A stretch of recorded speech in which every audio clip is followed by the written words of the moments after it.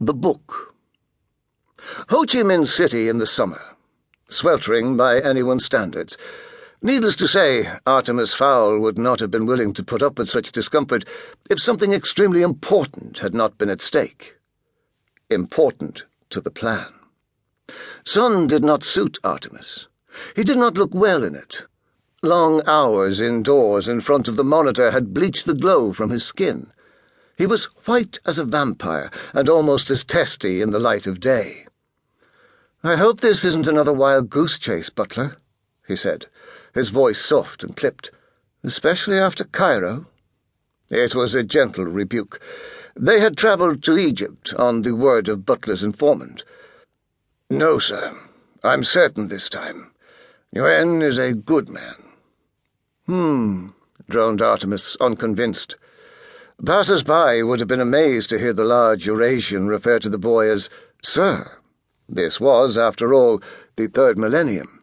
But this was no ordinary relationship, and these were no ordinary tourists. They were sitting outside a curbside cafe on Dong Kai Street, watching the local teenagers circle the square on mopeds. Eoin was late, and the pathetic patch of shade provided by the umbrella was doing little to improve Artemis's mood. But this was just his daily pessimism. Beneath the sulk was a spark of hope. Could this trip actually yield results? Would they find the book?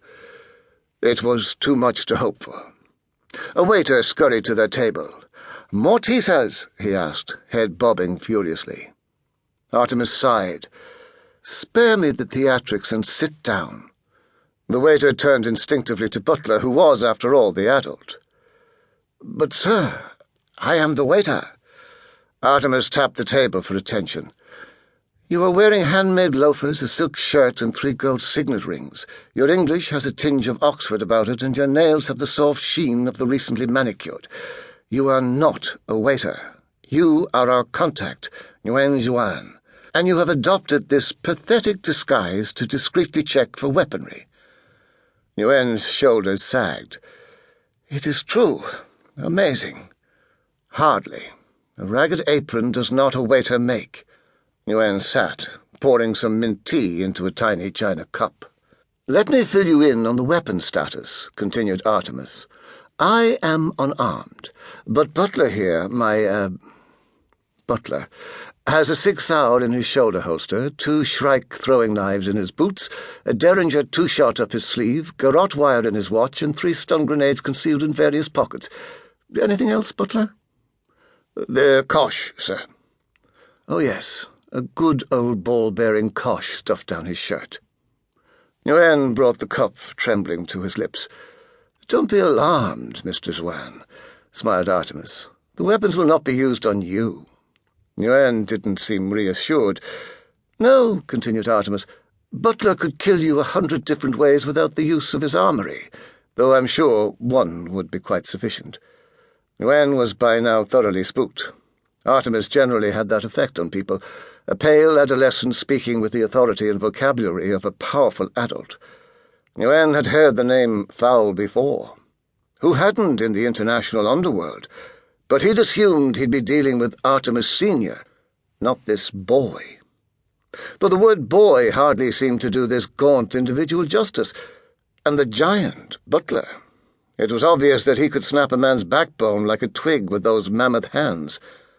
Nguyen was starting to think that no amount of money was worth another minute in this strange company. "And now to business," said Artemis, placing a micro-recorder on the table. "You answered our web advertisement."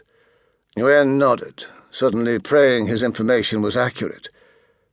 "Yes, Master Fowl. What you're looking for, I know where it is."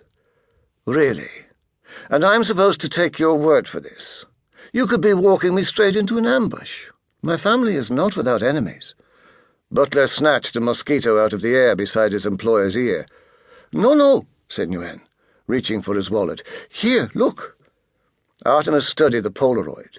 He willed his heart to maintain a calm beat.